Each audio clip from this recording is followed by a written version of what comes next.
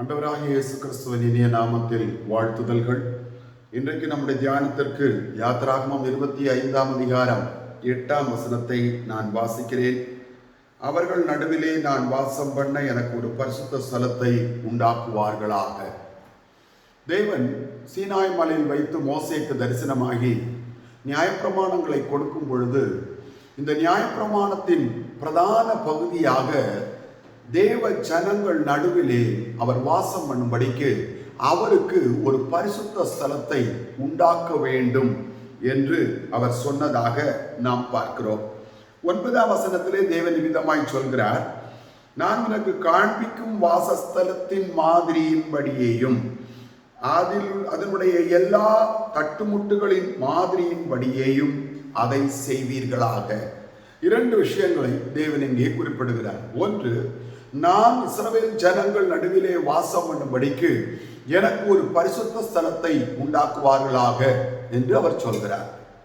2வது, நான் உனக்கு மலையிலே காண்பித்த மாதிரியின்படி, அதாவது இந்த பூமியிலே மோசே உண்டாக்க போகிற ஆசரிப்பு கூடாரம் தேவன் ஏற்கனவே ஒரு மாதிரியை அல்லது ஏற்கனவே இருக்கிற ஒரு கூடாரத்தின் மாதிரியை காண்பிக்கிறார். ஒரு கூடாரத்தை மாதிரியாக காண்பிக்கிறார். அதன்படி அந்த கூடாரத்தில் இருக்கிற தட்டுமுட்டுகள், பனிமுட்டுகள், அந்த கூடாரத்தில் இருக்கிறதான மற்ற எல்லா ஒழுங்கின்படியும் கிரமத்தின்படியும் ஆசரிப்பு கூடாரத்தை உண்டாக்க வேண்டும் என்று கர்த்தர் விரும்புகிறார். நமக்கு இங்கு சில கேள்விகள் எழும்புகிறது. முதலாவது, தேவன் சொல்லும் பொழுது நான் அவர்கள் நடுவில், இஸ்ரவேலர்களுடைய நடுவிலே வாசம் பண்ணும்படிக்கு எனக்கு ஒரு கூடாரத்தை உண்டு பண்ணுவார்களாக. இங்கே சில விஷயங்களை நாம் கவனமாய் ஆராய்ந்து பார்க்க வேண்டியது அவசியம். அந்த நாட்களிலே இஸ்ரவேல் ஜனங்கள் எகிப்தில் 400 வருடம் அடிமைகளாய் வாழ்ந்த பொழுது எகிப்தியருடைய கலாச்சாரங்களையும் எகிப்தியருடைய பாரம்பரியங்களையும் அவர்கள் பின்பற்றி வந்தார்கள். எகிப்தியர் பலவிதமான தெய்வங்களை வணங்கி வந்தார்கள். அந்த 10 வாதைகளை தேவன் எகிப்தின் மேல் அனுப்பின பொழுது, நான் எகிப்தின் தேவர்கள் மேல் நீதியை வருவிப்பேன் என்று சொல்லி அந்த தேவர்களை தேவன் நியாயம் தீர்த்ததாய் நாம் பார்க்கலாம். அப்படியானால் எகிப்தின் தேவர்கள் என்று நாம் பார்க்கும் பொழுது எகிப்தில் சிறிய பெரிய தெய்வங்கள் ஏராளம் உண்டு. அவர்களுக்கு இந்த பூமியிலே இருக்கிற சகல சிருஷ்டிகளையும் அவர்கள் தெய்வங்களாய் வணங்கி வந்தார்கள். இயற்கையை தெய்வமாய் வணங்கி வந்தார்கள். சிருஷ்டிப்பு, தேவனுடைய சிருஷ்டிப்பு என்னெல்லாம் இந்த பூமியில் அவர்கள் கண்களுக்கு அவர்களை பயப்படுத்தக்கூடியதாய் காணப்படுகிறதோ, அல்லது எப்படிப்பட்ட சிருஷ்டிப்புகளில் இருந்து அவர்களுக்கு தீமை வருகிறதோ அவைகளை எல்லாம் அவர்கள் தெய்வமாய் குறிப்பிட்டார்கள். பிரத்யேகமாக இந்த 10 வாதைகளில் ஏறக்குறைய 28 எகிப்தின் தெய்வங்கள் மேல், பிரதான தெய்வங்கள் மேல் தேவன் நியாய தீர்ப்பை கொண்டு வந்தார். அருமையானவர்களே, இந்த தெய்வங்களுக்கு இவர்கள் ஆராதனை செய்யும்படிக்கு இந்த தெய்வம் இவர்களை பயமுறுத்தக்கூடிய தெய்வங்கள், அல்லது இந்த தெய்வங்களை கண்டு பயப்பட்டார்கள். எகிப்தியர்கள் பயப்பட்டார்கள். காரணம், இவர்கள் தெய்வங்கள் என்று ஆராதித்த எல்லாமே அழிவை கொண்டு வரக்கூடியதாய் அவர்கள் கருதினார்கள். ஒரு பக்கம் அவர்கள் தெய்வங்கள் என்று குறிப்பிட்டிருக்கிறதான சிருஷ்டிகள் அவர்களுக்கு செழிப்பை கொண்டு வருகிறதாய் காணப்பட்டாலும், மறுபக்கத்திலே அழிவை கொண்டு வருகிறதாய் காணப்பட்டது. உதாரணத்திற்கு, அவர்கள் சூரியனை தெய்வமாக வணங்கினார்கள். எகிப்தியர்கள் அவர்கள் வெட்டுக்கிளிகளை தெய்வமாய் வணங்கினார்கள். தவளைகளை தெய்வமாய் வணங்கினார்கள். பேன்களை தெய்வமாய் வணங்கினார்கள். நைல் நதியை தெய்வமாய் வணங்கினார்கள். இப்பொழுது நைல் நதியை எடுத்துக்கொள்வோம், சூரியனை எடுத்துக்கொள்வோம். சூரியன் வெளிச்சத்தை கொடுக்கிறது, நைல் நதி தேசத்திற்கு செழிப்பை உண்டாக்குறது. ஆனால் அதே நேரத்தில் சூரியனுடைய வெப்பத்தின் அதிகமாகிறதின் காரணமாக அவர்களுக்கு கொள்ளை நோய் எழும்பினது. அந்த காலங்களில் அவர்கள் சூரியனை தெய்வமாக வணங்கினார்கள். நைல் நதி வெள்ளப்பெருக்கெடுத்து தேசத்தில் அழிவுகளை கொண்டு வரும் பொழுது செழிப்பை கொண்டு வந்த அதே நதியே அவர்களுக்கு அழிவை கொடுக்கிறபடியினால் அவர்கள் பயந்து அவைகளையும் நைல் நதியையும் தெய்வமாய் வணங்கினார்கள். பெண்கள் அவர்களுக்கு அவருடைய ஆடு மாடுகள், மிருக ஜீவன்கள், மனிதர்கள் மேல் மிகுந்த வாதைகளையும் உபாதைகளையும் கொண்டு வந்தபடியினால் அதை தெய்வமாய் வணங்கினார்கள். தவளைகள் இனவிருத்திக்கு காரணமானவைகள் என்று தவளைகளை உண்ணவும் செய்தார்கள். ஆனால் அதே வேளையில் தவளைகளை அவர்கள் தெய்வமாக வணங்கினார்கள். இப்படி அவருடைய வாழ்க்கையிலே அவர்கள் கண்ட எல்லா விஷயங்களையும் தெய்வங்களாக வணங்கினார்கள். முதலாவது பயந்து வணங்கினார்கள். இரண்டாவது அவைகளால் தங்களுக்கு நன்மை உண்டாகும் என்று நம்பி வணங்கினார்கள். இவ்விதமாக எகிப்தியருடைய தேவர்கள் இருந்தபடியினால் இஸ்ரவேல் ஜனங்கள் இப்பொழுது எகிப்திலே 400 வருடம் அடிமைப்பட்டு போனபடியினால் இவர்கள் தேவனுடைய ஒழுங்குகளை மறந்து போனார்கள். காரணம், தேவன் ஆபிரகாம், ஈசாக்கு, யாக்கோபு என்னும் முற்பிதாக்களோடு தனிப்பட்டு இடைப்பட்டாரே ஒழிய இந்த ஜனத்தோடு நேரடியாக இடைப்படவில்லை. முதலில் மோசேயின் மூலமாகத்தான் இந்த ஜனத்தோடு தேவன் நேரடியாய் இடைப்படுகிறார். ஆகவே இந்த ஜனங்களுக்கு தேவனுடைய ஒழுங்குகளோ பிரமாணங்களோ சட்டதிட்டங்களோ தேவனுடைய கிரியைகளோ எதுவுமே தெரியாத எகிப்தின் தேவர்களுடைய நிலைமைகளை மாத்திரம் நிலைமைகளில் பழக்கப்பட்டவர்களாக அவைகளை அறிந்திருந்தவர்களாக இவர்கள் 400 வருடம் ஜீவித்திருந்தார்கள். ஆகவேதான் இவர்களை ஒரு புதிய ஜாதியாக கர்த்தர் தேர்ந்தெடுக்க சித்தம் கொண்டார். அருமையானவர்களே, தேவனுடைய அநாதி திட்டத்தில் ஆண்டவராகிய இயேசு கிறிஸ்து இந்த பூமிக்கு மனுஷனாய் வர வேண்டியது அவசியம். அந்த ஆண்டவராகிய இயேசு கிறிஸ்து மனிதனை மீட்கிற மீட்பின் பொருளாக, மீட்பின் பலியாக அவர் இந்த பூமிக்கு வரும்படிக்கு தேவன் தன்னுடைய திட்டத்தை பார்ட் பை பார்ட், பங்கு பங்காக, பகுதி பகுதியாக காலங்களில் வெளிப்படுத்திக் கொண்டே வருகிறார். அதற்காகத்தான் ஆதாமிலிருந்து ஒவ்வொருவரையும் தேவன் தெரிந்தெடுத்து நடத்தி கொண்டு வருகிறார். பிரியமானவர்களே, ஆனால் ஆபிரகாம் வரும்பொழுது ஆபிரகாமில் ஒரு மாறுதலை கொண்டு வருகிறார். மனசாட்சியின் காலத்து பரிசுத்தவானாகிய ஆபிரகாமுடைய வாழ்க்கையிலே தேவன் ஒரு மாறுதலை கொண்டு வந்ததற்கு காரணம் என்னவென்று சொன்னால், அவன் தேவனோடு இன்னும் கிட்டி சேர வேண்டும். காரணம், ஒரு புதிய யுகம் அல்லது ஒரு புதிய காலம் தொடங்க போகிறது. அது நியாயப்பிரமாணத்தின் காலம். இவ்வளவு காலம் மனசாட்சியின் வெளிப்பாட்டின் மூலம் பேசின தேவன் பிரமாணங்களை கொடுத்து தன் இருதயத்தை பிரமாணங்கள் மூலமாக வெளிப்படுத்தி மனிதன் பிரமாணங்களுக்கு கீழ்ப்படுகிறதன் மூலமாய் தேவனை நேசிக்க அவனை பழக்குவிக்க வேண்டும், அவனை ஒரு ஒழுங்குக்குள் கொண்டு வர வேண்டும் என்பது தேவனுடைய திட்டமாயிருந்தது. அதே நேரத்தில் அந்த பிரமாணம் சுட்டி காட்டுவது என்னவென்று சொன்னால், மனிதன் பாவியாயிருக்கிறான், அவன் பாவத்திலிருந்து தன்னைத்தானே விடுவித்துக் கொள்ள முடியாது என்கிறதை தேவன் அவனுக்கு வெளிப்படுத்தினார். பிரியமானவர்களே, இப்பொழுது தேவன் என்ன சொல்ல வருகிறார்? இவ்வளவு காலம் நீங்கள் கண்டிருந்த எகிப்தின் தெய்வங்கள் பயப்படுத்தக்கூடியவைகள். சரி, பயப்படுத்தக்கூடியவைகள் என்றால் அதை எப்படி விளங்கிக் கொள்ளலாம்? இன்றைக்கும் எகிப்தியருடைய தெய்வங்களுடைய முறைமைகளை ஆராய்ந்து அகழ்வாராய்ச்சி செய்து பார்க்கும் பொழுது எகிப்தியருடைய விக்கிரக கோவில்கள் எல்லாம் ஊருக்கு வெளியே இருந்தது. அதைத்தான் நாம் மிக முக்கியமாக கவனிக்க வேண்டும். அந்த விக்கிரக கோவில்கள் எல்லாம் ஊருக்கு வெளியே இருந்தது, நகரத்திற்கு வெளியே இருந்தது. காரணம், அந்த தெய்வங்களை கண்டு எகிப்தியர்கள் பயந்தபடியினால் அவைகளை ஒரு பக்கம் வணங்கினாலும் மறுபக்கத்திலே அவைகளை ஊருக்கு வெளியே, நகரத்திற்கு வெளியே வைத்திருந்தார்கள். ஆனால் இப்பொழுது தேவனோ, நான் மெய்யான தேவன், நான் செத்த விக்கிரகங்களுக்கு ஒப்பானவன் அல்ல, நான் அந்த அசுத்த வல்லமைகளின்படி, அவைகளுடைய கிரியைகளின்படி, அவைகளுடைய நடக்கைகளின்படி நான் செயல்படுகிறவர் அல்ல.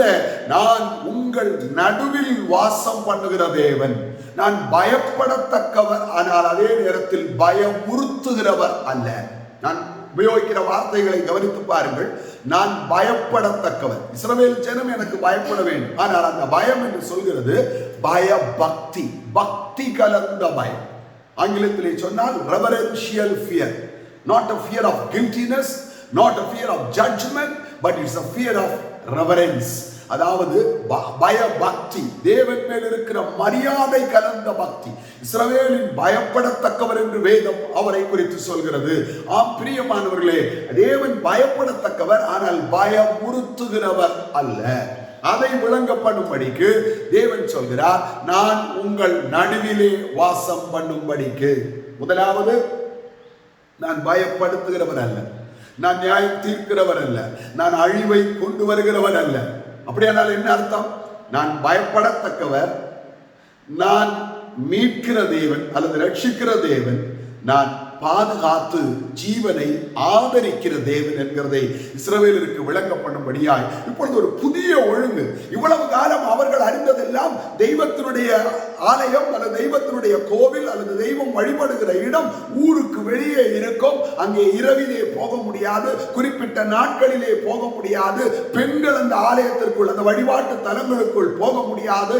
காரணம், இந்த தெய்வம் அடித்து விடக்கூடிய தெய்வம், கொன்று விடக்கூடிய தெய்வம், பழி வாங்கக்கூடிய தெய்வம், நியாயம் தீர்க்கக்கூடிய தெய்வம் என்றெல்லாம் அறிந்திருந்தார்களே ஒழிய இவர்கள் இந்த மெய்யான தேவன் நம்முடைய நடுவில் வாசம் பண்ணுகிறவர். அவர் பயப்படுத்துகிறவரும் அல்ல, அவர் அழிக்கிறவர் அல்ல, அவர் தள்ளி விடுகிறவர் அல்ல, அவர் நியாயம் தீர்க்கிறவர் அல்ல, அவர் மீட்கிறவர், அவர் அரவணைக்கிறவர், அவர் சுமக்கிறவர், அவர் ஏந்துகிறவர், அவர் தாங்குகிறவர், அவர் தப்புவிக்கிறவர் என்கிறதை இஸ்ரவேல் ஜனத்திற்கு தேவன் விளங்க செய்ய விரும்பினார். பிரியமானவர்களே, இன்றைக்கும் கூட நாம் உலகத்திலே பார்க்கும் பொழுது தெய்வங்கள் பயந்து ஊருக்கு வெளியே வைக்கப்படக்கூடிய தெய்வங்களாய்த்தான் விக்கிரகங்கள் இன்றைக்கு காணப்பட்டுக் கொண்டிருக்கிறது. ஆனால் தேவன் இஸ்ரவேல் ஜனத்தை பார்த்து சொன்னார், நான் விக்கிரகங்களோடு ஒப்பிடத்தக்கவர் அல்ல, என்னை அன்றி உனக்கு வேறே தேவர்கள் உண்டாயிருக்க வேண்டாம். யாதொரு தெய்வத்தின் அல்லது ஒரு விக்கிரகத்தின் சொரூபத்தை நீ உண்டாக்கவும் வேண்டாம், சேவிக்கவும் வேண்டாம், நமஸ்கரிக்கவும் வேண்டாம். நான் சிருஷ்டிப்பின் தேவன், நான் சிருஷ்டிகளின் உருவத்தில் இருக்கிறவர் அல்ல, நான் சர்வவல்லம் உள்ள தேவன். அதே நேரத்தில் நான் உங்களை பாதுகாக்கிற தேவன், நான் உங்களை ஆதரிக்கிற தேவன், நான் உங்களை தாங்குகிற தேவன், நான் உங்களை ஏந்துகிற தேவன், நான் உங்களை சுமக்கிற தேவன், நான் உங்களை நரைமயிறு மட்டும், அற்பகாலத்தில் கொன்று போடுகிற தெய்வம் அல்ல, நரைமயிறு மட்டும் நான் உங்களை சுமக்கிற தெய்வம் என்று தேவன் இஸ்ரவேலருக்கு விளங்க பண்ணும்படிக்கு உங்கள் நடுவிலே அல்லது இஸ்ரவேலர்கள் நடுவிலே வாசம் பண்ணும்படிக்கு எனக்கு ஒரு வாசஸ்தலத்தை உண்டாக்குவார்களாக என்று தேவன் குறிப்பிடுகிறார். இரண்டாவது, மலையிலே உனக்கு காண்பிக்கப்பட்ட மாதிரியின்படி நீ செய்கிறதற்கு கவனமாய். என்ன மாதிரி? நாம நினைப்பது என்னவென்று சொன்னால், மாதிரி என்று சொல்லும் பொழுது தேவன் ஏதோ ஒரு சின்ன ஒரு உருவத்தை காண்பித்து அந்த உருவத்தில் இருக்கிறதை எல்லாம் பார்த்துவிட்டு அதன்படி செய்ய சொன்னார் என்பது போல ஒரு தோற்றம் வரும். ஆனால் 9ஆம் வசனத்தில், நான் உனக்கு காண்பிக்கும் வாசஸ்தலத்தின் மாதிரியின்படியும் அதனுடைய எல்லா தட்டுமுட்டுகளின் மாதிரியின்படியும். மாதிரி என்று சொல்லும் பொழுது ஏற்கனவே ஒரு ஆலயம் இருக்கிறது, அந்த ஆலயத்தை தேவன் மாதிரியாய் காண்பித்தார். எங்க பாஸ்டர் இருக்கு ஏற்கனவே ஒரு ஆலயம், அதுக்கு முன்னாடி ஆலயமே கிடையாதே. ஆம் பிரியமானவர்களே, இந்த பூமியிலே ஆலயம் இல்லை, ஆனால் பரலோகத்திலே தேவன் ஏற்கனவே ஒரு ஆலயத்தை வைத்திருந்தார் என்கிறதை நாம் கவனிக்க வேண்டியது அவசியம். பிரியமானவர்களே, வெளிப்படுத்தல் 15ஆம் அதிகாரத்தில் நாம் பார்க்கும் பொழுது 5ஆம் வசனம், இவைகளுக்கு பின்பு நான் பார்த்தபோது இதோ பரலோகத்திலே சாட்சியின் கூடாரமாகிய ஆலயம் திறக்கப்பட்டது. பரலோகத்திலே ஏற்கனவே சாட்சியின் கூடாரம் என்று சொல்லக்கூடிய ஒரு ஆலயம் இருக்கிறது. அடுத்தபடியா 8ஆம் வசனம், அப்பொழுது தேவனுடைய மகிமையினாலும் அவருடைய வல்லமையினாலும் உண்டான புகையினாலே தேவாலயம் நிறைந்திருந்தது. பரலோகத்திலே சாட்சியின் கூடாரமாகிய ஆலயம் இருக்கிறது. அந்த ஆலயம் தேவ மகிமையினால் புகையினால் நிரம்பி இருக்கிறது. 16ஆம் அதிகாரம் 1ஆம் வசனம், அப்பொழுது தேவாலயத்திலிருந்து உண்டான ஒரு பெருஞ்சத்தம், அந்த 7 தூதருடனே நீங்கள் போய் தேவனுடைய கோப கலசங்களை பூமியின் மேல் ஊற்றுங்கள் என்று சொல்ல கேட்டேன். பரலோகத்திலே ஆலயத்திலிருந்து ஒரு சத்தம் புறப்பட்டது என்று நாம் பார்க்கிறோம். அதற்கு பிறகு வெளிப்படுத்தல் 6ஆம் அதிகாரம் 9ஆம் வசனம், அவர் 5ஆம் முத்திரையை உடைத்த பொழுது தேவ வசனத்து நிமித்தமும் தாங்கள் கொடுத்த சாட்சி நிமித்தமும் கொல்லப்பட்டவருடைய ஆத்துமாக்களை பலிபீடத்தின் கீழே கண்டேன். பரலோகத்திலே ஒரு சாட்சியின் கூடாரமாகிய ஆலயம் இருக்கிறது, அங்கே ஒரு பலிபீடம் இருக்கிறது, அங்கே கண்ணாடி கடலும் அக்னி கலந்த கண்ணாடி கடலும் இருக்கிறது. அதன் அளவில் தான் வெண்கல தொட்டி அல்லது கடல் தொட்டி சாலமோனுடைய ஆலயத்திலே உருவாக்கப்பட்டது. ஆகவே பரலோகத்தில் இல்லாத ஒன்றை தேவன் பூமியிலே கற்பனையில் உருவாக்கவில்லை. அவருடைய அநாதி திட்டத்தில் பரலோகத்தில் ஒரு ஆலயம் இருந்தது. அந்த ஆலயத்தின் மாதிரி மோசேக்கு சீனாய் மலையிலே காண்பிக்கப்பட்டது. அந்த மாதிரியின்படி ஆசரிப்பு கூடாரம் உருவாக்கப்பட்டது. அந்த ஆசரிப்பு கூடாரத்தை சுற்றிலும் இஸ்ரவேலர்கள் தங்கி இருந்தார்கள். ஆனால் அதற்கு பிறகு கர்த்தராகிய இயேசு கிறிஸ்து இந்த பூமிக்கு வந்த பொழுது நானே மெய்யான ஆலயம் என்று அவர் வெளிப்படுத்தினார். அதற்கு பிறகு பெந்தேகோஸ்தே நாளிலே சபையின் மேல் 120 பேர் மேல் பரிசுத்த ஆவியின் அபிஷேகம் ஊற்றப்பட்ட பொழுது சபை தேவனுடைய ஆலயமாய் மாறினது. நித்தியத்திலோ ஆட்டுக்குட்டியானவரும் தேவனுமே ஆலயமாயிருப்பார்கள், அவர்களே விளக்காயிருப்பார்கள், அவர்களே வெளிச்சமாயிருப்பார்கள் என்று வெளிப்படுத்தின விசேஷத்திலே பார்க்கிறோம். வெளிப்படுத்தல் நாம் பார்க்கும் பொழுது அங்கே ஆலயம் இல்லை, அங்கே ஆட்டுக்குட்டியானவரே ஆலயம் என்று வெளிப்படுத்தலிலே நாம் வாசிக்கலாம். பிரியமானவர்களே, மேலும் பரலோகத்திலிருந்து உண்டான ஒரு பெரு சத்தத்தை கேட்டேன். இதோ மனுஷர்களிடத்திலே தேவனுடைய வாசஸ்தலம் இருக்கிறது, அவர்களிடத்திலே அவர் வாசமாயிருப்பார், அவர்களும் அவருடைய ஜனங்களாயிருப்பார்கள். தேவன் தாமே அவர்களோடு கூட இருந்து அவர்கள் தேவனாய் இருப்பார் என்று வேதம் மிக தெளிவாக சொல்கிறது. பரலோகத்தில் ஆட்டுக்குட்டியானவரே ஆலயமாயிருக்கிறார் என்று வேதம் மிக தெளிவாக நமக்கு காண்பிக்கிறது. பிரியமானவர்களே, ஆகவே நாம் நம்முடைய ஜீவியத்தில் விளங்கிக் கொள்ள வேண்டியது என்னவென்று சொன்னால், வெளிப்படுத்தல் 21ஆம் அதிகாரம் 22ஆம் வசனம், அதில் தேவாலயத்தை நான் காணவில்லை, சர்வவல்லமை உள்ள தேவனாகிய கர்த்தரும் ஆட்டுக்குட்டியானவருமே அதற்கு ஆலயம். அருமையானவர்களே, பரலோகத்திலே ஏற்கனவே ஒரு ஆலயம் இருந்தது. அந்த ஆலயத்தின் மாதிரி மோசேக்கு சீனாய் மலையிலே காண்பிக்கப்பட்டது. அதன்படி ஒரு வாசஸ்தலம், ஒரு கூடாரம் உருவாக்கப்பட்டு அந்த கூடாரத்தை சுற்றிலும் இஸ்ரவேலர்கள் பாளையம் இறங்கி இருந்தார்கள். அதற்கு பிறகு ராஜாக்களுடைய காலத்திலே ஆலயம் கட்டப்பட்டது. அந்த ஆலயத்தை சுற்றிலும் இஸ்ரவேல் ஜனங்கள் குடியிருந்தார்கள். ஆலயம் மலை உச்சியிலே ஒரு உயர்ந்த இடத்திலே ஆலயம் காணப்பட்டது. தேவன் பிரதானமானவர், பிரதானமான ஸ்தானம் தேவனுக்கு கொடுக்கப்பட வேண்டும் என்கிறதற்காகத்தான் மலை உச்சியிலே தேவனுடைய ஆலயமும் தேவன் தெரிந்து கொண்ட ஸ்தானத்தில் கட்டப்பட்ட ஆலயமும் அதை சுற்றிலும் இஸ்ரவேல் ஜனத்தினுடைய வாசஸ்தலமும் காணப்பட்டது. பிரியமானவர்களே, ஆனால் புதிய ஏற்பாட்டிலே மெய்யான ஆலயமாக இயேசு கிறிஸ்து வந்தபடியினால் இந்த ஆலயத்தை இடித்து போடுங்கள், 3 நாளைக்குள்ளே நான் எழுப்புவேன் என்று அவர் தன்னுடைய சரீரமாகிய ஆலயத்தை குறித்து பேசினார். அந்த சரீரம் புதிய ஏற்பாட்டு சபை. பிரியமானவர்களே, ஆகவேதான் 1 கொரிந்தியர் 6ஆம் அதிகாரத்தில் நீங்கள் தேவனுடைய ஆலயமாயிருக்கிறீர்கள் என்றும் தேவனுடைய ஆவி உங்களில் வாசமாய் இருக்கிறார் என்றும் அறியீர்களா? தேவனுடைய சரீரமாகிய சபை அவருடைய ஆலயமாய் காணப்படுகிறது. நித்திய ராஜ்யத்திலோ ஆட்டுக்குட்டியானவரும் தேவனும் ஆலயமாய் இருக்கிறார்கள். சரி பிரியமானவர்களே, இப்பொழுது நாம் இஸ்ரவேல் ஜனத்தினுடைய காரியத்துக்கு வருவோம். அவர்கள் நடுவிலே வாசம் பண்ணும்படிக்கு என்று நாம் பார்த்தோம்.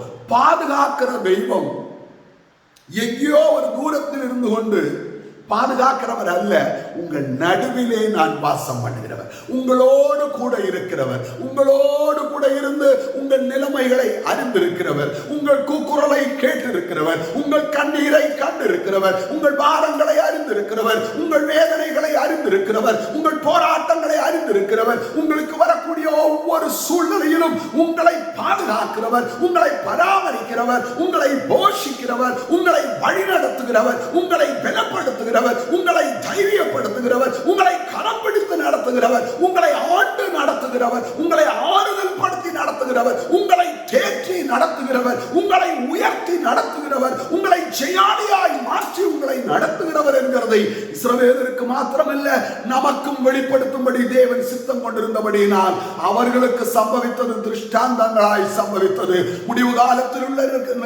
காலத்தில் இருக்கிற நமக்கோ எச்சரிப்பு உண்டாகும்படிக்கு எழுதப்பட்டிருக்கிறது என்று அப்போஸ்தலனாகிய பவுல் 1 கொரிந்தியர் 10ஆம் அதிகாரத்திலே குறிப்பிடுகிறார். பிரியமானவர்களே, நம்முடைய தெய்வம் எங்கேயோ பரலோகத்தில் இருந்து கொண்டு நம்மை கண்ணோக்கி பார்க்கிறவர் அல்ல, நம்முடைய நடுவிலே நமக்குள் புதிய பாட்டில் நமக்குள் வாசம் பண்ணி நம்முடைய நினைவுகளின் தோற்றங்களையும் ஏக்கங்களையும் பெருமூச்சுகளையும் அங்கலாய்ப்புகளையும் ஒவ்வொரு நிலைமையையும் ஒவ்வொரு அசைவையும் அவர் அறிந்திருக்கிற தேவனாயிருக்கிறார். இஸ்ரவேல் ஜனங்களை பொறுத்த வரைக்கும் எங்கேயோ இருந்து உங்களை பயமுறுத்துகிற ஒரு தேவன் அல்ல, உங்கள் நடுவிலே வாசம் பண்ணுகிற தேவன் என்று கர்த்தர் வெளிப்படுத்துகிறார். அநாதி திட்டத்திலே பரலோகத்திலே ஒரு ஆலயம் இருக்கிறது. அதன் மாதிரி மோசேக்கு காண்பிக்கப்பட்டது. அந்த பரலோகத்தின் ஆலயத்திற்கும் அளவுகளும் ஒழுங்குகளும் கிரமங்களும் இருந்தது.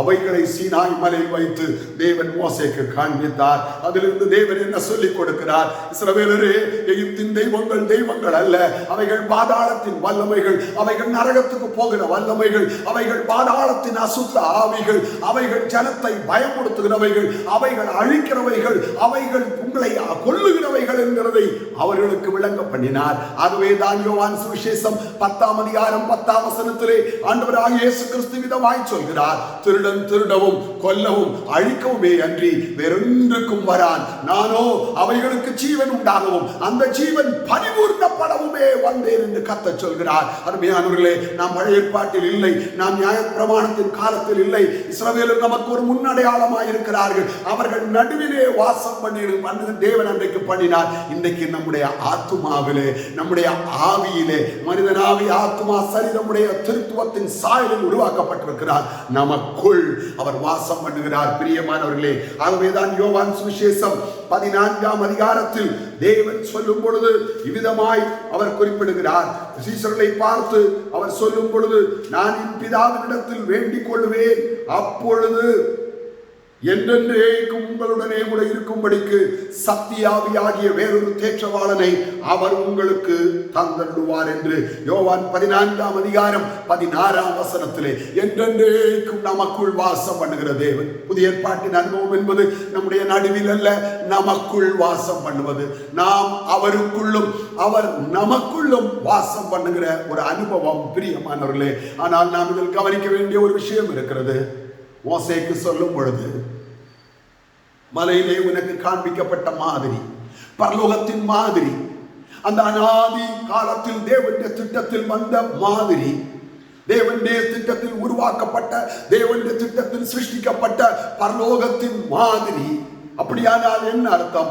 ஆசரிப்பு கூடாரம் வேறு சில காரியங்களுக்கு நிழலாய் காணப்படுகிறது.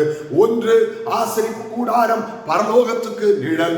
2, ஆசரிப்பு கூடாரம் மெய்யான ஆலயமாயிருக்கிற இயேசு கிறிஸ்துவுக்கு நிழல். 3, ஆசரிப்பு கூடாரம் புதிய ஏற்பாட்டு சபைக்கு நிழல். 4, ஆசரிப்பு கூடாரம் நித்திய ராஜ்யத்திற்கு நிழல். ஆகவேதான் பரலோகத்தில் ஒரு தேவாலயத்தை கண்டேன் என்று யோவான் அப்போஸ்தலன் சொல்கிறான். அவன் கண்டது ஆசரிப்பு கூடாரத்தின் மாதிரி அல்ல, ஆசரிப்பு கூடாரம் பரலோகத்தின் மாதிரி. பரலோகத்தில் ஏற்கனவே தேவன் ஒரு சாட்சியின் கூடாரமாகிய ஒரு ஆலயத்தை உருவாக்கி வைத்திருந்தார். பிரியமானவர்களே, அப்படியானால் இங்கே தேவன் நமக்கு என்னத்தை சொல்ல விரும்புகிறார்? இந்த ஆசரிப்பு கூடாரத்தில் நீ எனக்கு ஆராதனை செய்யும் பொழுது, இந்த ஆசரிப்பு கூடாரம் பரலோகத்தின் ஒரு மாதிரியாய், பரலோகத்தின் ஒரு நிழலாய், பரலோகத்தின் ஒரு வாசலாய், பரலோகத்திற்கு உன்னை வழிகாட்டுகிற ஒரு வழியாய் நான் உன் மத்தியிலே வைத்திருக்கிறேன். என் ஜனமே, நீ பூமிக்குரிய ஜனம் அல்ல. நீ பூமியிலே நான் உன்னை வைத்திருந்தாலும், நீ பூமியிலே ஜனம் பெருத்த ஜாதியாய், நீ ஆசீர்வதிக்கப்பட்ட ஜனமாய் இருந்தாலும், நீ பரலோகத்துக்கு வர வேண்டிய ஜனம், நீ பரலோகத்தின் தேவனுக்கு பிரியமாய் நடக்க வேண்டிய ஜனம், நீ பரலோகத்தை இந்த பூமியிலேயே அனுபவிக்க வேண்டிய ஜனம், பரலோகத்துக்குரிய அனுபவங்களோடு தேவனை வெளிப்படுத்தும்படிக்கு நான் உங்களை தெரிந்து கொண்டேன் என்று கர்த்தர் சொல்கிறார். ஆகவேதான் ஏசாயா 43:21 வசனத்திலே, இந்த ஜனத்தை நான் எனக்கென்று ஏற்படுத்தினேன், இவர்கள் என் துதியை சொல்லி வருவார்கள், அல்லது they will show forth my glory, my praises, என்னுடைய மகிமையை, என்னுடைய துதியை இந்த பிரஜாதிகளுக்கு அல்லது அழிந்து போகிற விக்கிரகாராதனைக்காரர்களுக்கு, தேவனை அறியாத ஜனங்களுக்கு வெளிப்படுத்துவார்கள். தேவனுடைய திட்டம் இஸ்ரவேலருக்கு மாத்திரமானது அல்ல, இஸ்ரவேலரிலிருந்து அவர்களை சுற்றி இருந்த பிரஜாதிகளுக்கு தேவனுடைய திட்டம் வெளிப்பட வேண்டும். அப்படியானால் சபையை குறித்து தேவனுக்கு எவ்வளவு பெரிய திட்டம் இருக்கும். இஸ்ரவேலரே ஒரு ஜீவனுள்ள தெய்வத்தை, ஒரு மகிமையுள்ள தெய்வத்தை, ஒரு ஒழுங்குள்ள தெய்வத்தை, ஒரு பாதுகாக்கிற தெய்வத்தை, நடுவிலே வாசம் பண்ணுகிற தெய்வத்தை, தன் ஜனத்தை சுமக்கிற தெய்வத்தை, தன் ஜனத்தை ஆதரிக்கிற தெய்வத்தை, தன் ஜனத்தை ஆசீர்வதிக்கிற தெய்வத்தை, தங்களை சுற்றிலும் இருக்கிற சத்துருக்களுக்கு, பிரஜாதிகளுக்கு, விக்கிரகாராதனைக்காரர்களுக்கு வெளிப்படுத்தி காண்பிக்கும்படிக்கு தேவன் சித்தம் கொண்டிருந்திருப்பாரானால், இன்றைக்கு நமக்குள் வாசம் பண்ணுகிற தேவன் இந்த புதிய ஏற்பாட்டு சபையை குறித்து எவ்வளவு மேன்மையான திட்டத்தை வைத்திருப்பார். பிரியமானவர்களே, ஆகவேதான் அப்போஸ்தலனாகிய பவுல் எழுதுகிறார், என் சிறு பிள்ளைகளே, கிறிஸ்து உங்களுக்குள் உருவாகும் அளவும் நான் உங்களுக்காக கற்ப வேதனை படுகிறேன். இதற்காக கிறிஸ்து உருவாக வேண்டும். நீ கிறிஸ்துவை காண்பிக்க வேண்டும், நீ கிறிஸ்துவை வெளிப்படுத்த வேண்டும், நீ கிறிஸ்துவை மகிமைப்படுத்த வேண்டும். நீ தேவனை அறியாத ஜனத்திற்கு, பாவத்தில் இருக்கிற ஜனத்திற்கு, சாபத்தில் இருக்கிற ஜனத்திற்கு, அக்கிரமத்தில் இருக்கிற ஜனத்திற்கு, அழிவை நோக்கி ஓடிக்கொண்டிருக்கிற ஜனத்திற்கு ஜீவாதிபதியை நீங்கள் வெளிப்படுத்த வேண்டியது அவசியம். நமக்கு ஒரு பாலகன் பிறந்தார், நமக்கு ஒரு குமாரன் கொடுக்கப்பட்டார், கர்த்தத்துவம் அவர் தோளின் மேல் இருக்கிறது. அவருடைய நாமம் அதிசயமானவர், ஆலோசனை கர்த்தர், வல்லமையுள்ள தேவன், நித்திய பிதா, சமாதான பிரபு. எதற்காக? கிறிஸ்துமஸ் அன்றைக்கு பிரசங்கம் பண்ணுகிறதற்கும் கேட்கிறதற்கும் இதை சொல்லவில்லை. அந்த தெய்வத்தை, அவர் அதிசயமானவர் என்கிறதை சபையே இன்றைக்கு உலகத்தில் இருக்கிற அழிந்து போகிற ஆத்துமாக்களுக்கு நாம் வெளிப்படுத்த வேண்டியது நம்ம விழுந்த கடமை. அவர் ஆலோசனை கர்த்தர். என்ன அவருடைய ஆலோசனை? மனம் திரும்புங்கள், பரலோக ராஜ்யம் சமீபமாயிருக்கிறது. சுவிசேஷம் அவருடைய ஆலோசனை. சுவிசேஷத்தை ஜனங்களுக்கு அறிவிக்க வேண்டியது அவசியம். அவர் வல்லமையுள்ள தேவன். அவர் மரணத்தை பரிகரித்தவர், அவர் பாதாளத்தை ஜெயித்தவர், அவர் பாவத்தை ஜெயித்தவர், அவர் பிசாசை ஜெயித்தவர், அவர் எல்லாவற்றையும் ஜெயித்து வெற்றி சிறந்தவர். அப்படியானால் சபையே உன்மேலும் மரணத்திற்கோ, பிசாசிற்கோ, பாவத்திற்கோ, நரகத்திற்கோ, பாதாளத்திற்கோ அதிகாரம் இல்லை. ஆகவேதான் சொன்னார் மத்தேயு சுவிசேஷம் 17-16 அதிகாரத்திலே, இந்த கல்லின் மேலே சபையை கட்டுவேன், பாதாளத்தின் வாசல்கள் சபையை மேற்கொள்வது இல்லை.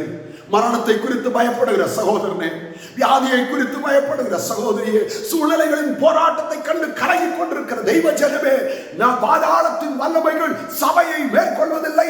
மரித்தேன், இதோ சதா காலங்களில் உயிரோடு இருக்கிறேன். மரணத்திற்கும் பாதாளத்துக்கும் உரிய திறவுகோல்களை நான் உடையவராயிருக்கிறேன். மரணமும் பாதாளமும் அவருடைய அதிகாரத்துக்கு கட்டுப்பட்டது என்றால், மரணமும் பாதாளமும் சபையே உன்னை மேற்கொள்ள முடியாது. சகோதரனே, சகோதரியே, உன்னை ஜெயமெடுக்க முடியாது. விசுவாசத்தோடு சகல அதிகாரத்தை உடைய உயிர்த்தெழுந்த கிறிஸ்துவை நீ தரிசிக்க வேண்டும். யோவான் அவரை தரிசித்த பொழுது அவருடைய பாதத்தின் செத்தவனை போல விழுந்தேன் என்று சொல்கிறார். இன்றைக்கு சபை செய்ய வேண்டியது உயிர்த்தெழுந்த மகிமையுள்ள கிறிஸ்துவை, மரணத்தையும் பாதாளத்தையும் ஜெயித்த கிறிஸ்துவை, மரித்து உயிர்த்தெழுந்த கிறிஸ்துவை ஆராதிக்க வேண்டும், அவரை மகிமைப்படுத்த வேண்டும். இன்னும் பெத்தலையில் பிறந்தவரை போற்றி துதி மனமே என்று பாலகனாய் பார்க்கிறது அல்ல. ஏன் நமக்கு ஒரு பாலகன் கொடுக்கப்பட்டார்? ஏன் நமக்கு ஒரு குமாரன் கொடுக்கப்பட்டார்? அது அவருடைய தாழ்மையை வெளிப்படுத்துகிறது, அது அவருடைய ஜீவனை வெளிப்படுத்துகிறது. பிரியமானவர்களே, ஆகவே அவர் உயிர்த்தெழுந்த கிறிஸ்து, அவர் ஜெயாளியாகிய கிறிஸ்து, அவர் வல்லமையுள்ள தேவன், அவர் நித்திய பிதா. காரணம், பிதா என்று சொன்னால் ஜீவனின் ஊற்று, நித்தியமான ஜீவனை உடையவர் அவர். ஆகவேதான் அவர் நித்திய பிதா, அவர் சமாதான பிரபு. அர்த்தம் என்ன பிரியமானவர்களே? எந்த நிலைமையிலும் அவர் கொடுக்கிற சமாதானம் நஷ்டப்படாது. மனுஷர் கொடுக்கிற சமாதானம் நஷ்டப்படும், பூமி கொடுக்கிற, உலகம் கொடுக்கிற சமாதானம் நஷ்டப்படும். ஆகவேதான் யோவான் சுவிசேஷத்திலே 14 அதிகாரத்தில் 27 வசனத்திலே சொல்கிறார், என் சமாதானத்தை நான் உங்களுக்கு வைத்து போகிறேன், உலகம் கொடுக்கிற பிரகாரம் அல்ல. அவருடைய சமாதானம் நித்திய சமாதானம், அது அவருடைய சமாதானம் ஆளுகை செய்கிற சமாதானம். ஆகவே பிரியமானவர்களே, இந்த தெய்வத்தை, இந்த தெய்வத்தின் மகத்துவத்தை, இந்த தெய்வத்தின் மாட்சிமையை, இந்த தெய்வத்தின் மேன்மையை நாம் இன்றைக்கு உலகத்திற்கு வெளிப்படுத்த வேண்டியது அவசியம். பிரியமானவர்களே, நானும் நீங்களும் வெளிப்படுத்துகிறோமா? அதற்காகத்தான் நம்மை தேர்ந்தெடுத்தார், அதற்காகத்தான் நம்மை இரத்தத்தினால் கழுவினார், அதற்காகத்தான் நம்மை வேறு பிரித்தார், அதற்காகத்தான் பரிசுத்த ஆவியின் மறுஜென்மம் ஒழுக்கினாலும், பரிசுத்த ஆவியின் புதிதாக்குதலினாலும் தேவன் நம்மை அவருக்கு சொந்த ஜனமாய், ராஜரீக ஆசாரிய கூட்டமாய், அவருடைய சரீரமாய் மாற்றி இருக்கிறார். பிரியமானவர்களே, அன்றைக்கு உங்கள் நடுவிலே வாசம் பண்ணுகிறேன் என்று சொன்னவர் புதிய ஏற்பாட்டிலோ நமக்குள் வாசம் பண்ணுகிறார். அவர்கள் அழிந்து போகிற மற்ற விக்கிரகாராதனைக்காரர்களுக்கு தங்கள் தெய்வம் எப்படிப்பட்ட மகத்துவம் உள்ள தெய்வம், எப்படிப்பட்ட மாட்சிமை நிறைந்த தெய்வம், ஜீவனை ரட்சிக்கிற தெய்வம், ஜீவனை பாதுகாக்கிற தெய்வம், அவர் அற்புதங்களை செய்கிற தெய்வம் என்கிறதை வெளிப்படுத்த சித்தம் கொண்டாரோ, அதே போல புதிய ஏற்பாட்டு சபையை குறித்து அவர் ஒரு மிகப்பெரிய சித்தத்தையும் திட்டத்தையும் உடையவராயிருக்கிறார். அதை நாம் வெளிப்படுத்துகிறோமா? இந்த ஜனத்தை நான் எனக்கென்று ஏற்படுத்தினேன், ஆனால் புதிய ஏற்பாட்டிலோ என் சரீரம், எனக்கென்று இருக்கிற சரீரம் அல்ல, என் சரீரம் என்று கர்த்தர் சொல்லக்கூடிய இடத்திற்கு சபையை கொண்டு வந்திருக்கிறார். பிரியமானவர்களே, ஆகவேதான் புதிய ஏற்பாட்டிலே நாம் தேவனுடைய ஆலயமாய் மாற்றப்படுகிறதற்கு 5 படிகளை தேவன் புதிய ஏற்பாட்டிலே பரிசுத்த ஆவியானவர் மூலமாக நமக்கு காண்பித்திருக்கிறார். எபேசியருக்கு எழுதின நிருபம் 2ஆம் அதிகாரம் கடைசி 4 வசனங்கள். ஆகையால் இனி நீங்கள் அந்நியரும் பரதேசிகளும் ஆயிராமல் பரிசுத்தவான்களோட ஒரே நகரத்தாரும் தேவனுடைய வீட்டாருமாயிருந்து அப்போஸ்தலர் தீர்க்கதரிசிகள் என்பவர்களுடைய அஸ்திபாரத்தின் மேல் கட்டப்பட்டவர்களுமாயிருக்கிறீர்கள். அதற்கு இயேசு கிறிஸ்து தாமே மூலைக்கல்லாயிருக்கிறார். புதிய ஏற்பாட்டு ஆலயத்தின் சில கிரமங்களை பரிசுத்தாவியானவர் அப்போஸ்தலனாகிய பவுல் மூலம் எழுதுகிறார். முதலாவது மூலைக்கல், அதற்கு பிறகு அப்போஸ்தலர் தீர்க்கதரிசிகள் என்கிற அஸ்திபார கற்கள், அதற்கு மேல் தேவனுடைய நகரம் கட்டப்படுகிறது, தேவனுடைய வீடு கட்டப்படுகிறது. முதலில் தேவனுடைய வீடு, இரண்டாவது தேவனுடைய நகரம், மூன்றாவது 21ஆம் வசனம் அவர் மேல் மாளிகை முழுவதும் இசைவாய் இணைக்கப்பட்டு. மூன்றாவது, முதல்ல தேவனுடைய வீடாய் கட்டப்பட வேண்டும், இரண்டாவது தேவனுடைய நகரமாய், அது பரிசுத்தவான்களுடைய ஐக்கியத்தை காண்பிக்கிறது. தேவனுடைய வீடு என்கிறது அஸ்திபாரமாகி இயேசு கிறிஸ்துவின் மேல் அப்போஸ்தல உபதேசத்தில் கட்டப்படுகிற அனுபவத்தை காண்பிக்கிறது.